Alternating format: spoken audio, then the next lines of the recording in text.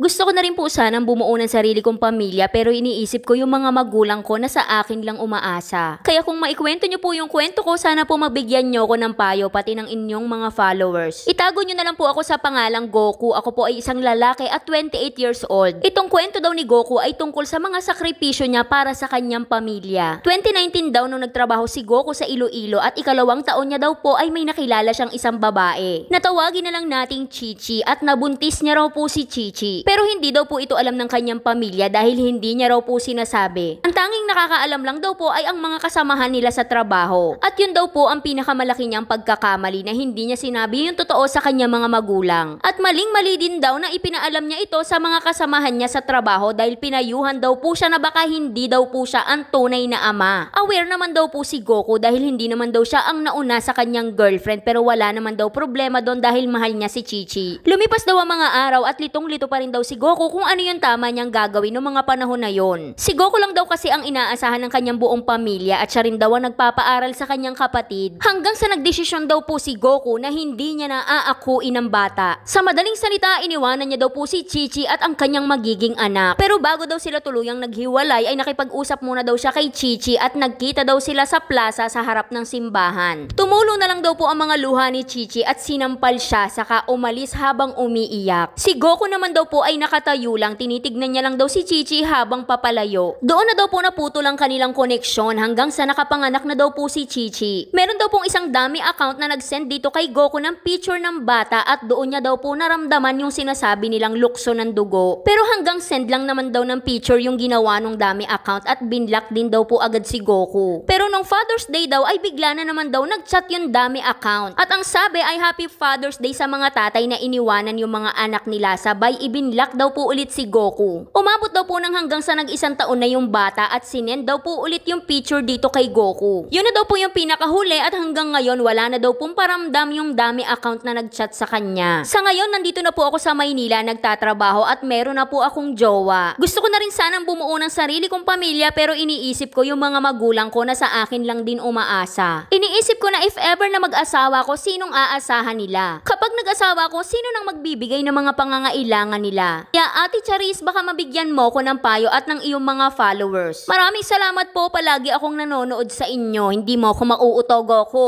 Kagaya ng una mong sinabi na buntis mo si Chichi. Ibig sabihin sigurado ka na ikaw yung ama. At yung sinasabi mo na pinayuhan ka ng mga katrabaho mo na baka hindi ikaw yung tatay, hindi yun payo, yun ay sulsol at paninira. Siguro kinuha mo yung opportunity na yon para magkaroon ka ng dahilan para talikuran mo silang mag-ina. Imaginein mo na lang kung gaano ka grateful yung mga magulang mo dahil hindi mo sila maiwanan dahil alam mong inaasahan kanila. Pero isipin mo rin yung anak mo na tinalikuran mo dahil lang sa sulsol na mga katrabaho mo. Para sa akin lang naman hindi acceptable reason yung tinalikuran mo sila dahil hindi mo maiwanan yung mga magulang mo. Siguro choice mo talaga yan. Kasi kung gugustuhin, sobrang daming paraan. Pwede mo nga silang pagsamahin sa iisang bubong para silang lahat ay maintindi mo sa araw-araw. Pwede rin naman tayong magtipid-tipid para magkasya sa mag-ina mo at sa mga magulang mo yung kinikita mo sa hanap buhay. Kaya lang wala sinukuan mo agad, hindi mo man lang sinubukan. Kami naman kasi mga babae, handa naman kaming magtiis lalo na pag nag-uumpisa lang kung mahirap. Pero napaka-importante kasi sa amin ay yung kaya nyo kaming panindigan. At bilang magulang din naman ako, alam ko na darating yung araw na yung mga anak ko ay magkakaroon din ng sarili nilang pamilya. Alam naming maiiwanan din kami pagdating ng panahon. Pwede ka naman bumuo ng pamilya habang tumutulong sa mga magulang mo. Nasa diskarte mo na lang yan kung papaano. At yung dummy account na nagsesend sa'yo ng pictures ng anak mo, alam mo namang si Chichi yon. Siguro ito yung paraan niya para sabihin sa'yo na hindi pa huli ang lahat para mag-reach out ka sa anak nyo. At ang pinakahuli sa lahat, bago ka magsimulang bumuo ng sarili mong pamilya, siguraduhin mo muna na kaya mo na. Dahil baka dumating yung panahon na makabuntis ka na naman ng iba tapos sabihin mong hindi na naman ikaw yung ama. At para sa mga gustong sumulat, dito lang po yan sa ating Facebook page na Saycarp. Huwag kalimutan mag-follow para updated ka sa mga gigil ko araw-araw. Kaya graduate ka na, Donalyn Flores Umaga, Rachel Marquez, Inmer Dariano Bernabe. Kaya yun lang. Like and share para alam mo kung di ako na high blood. Bye-bye!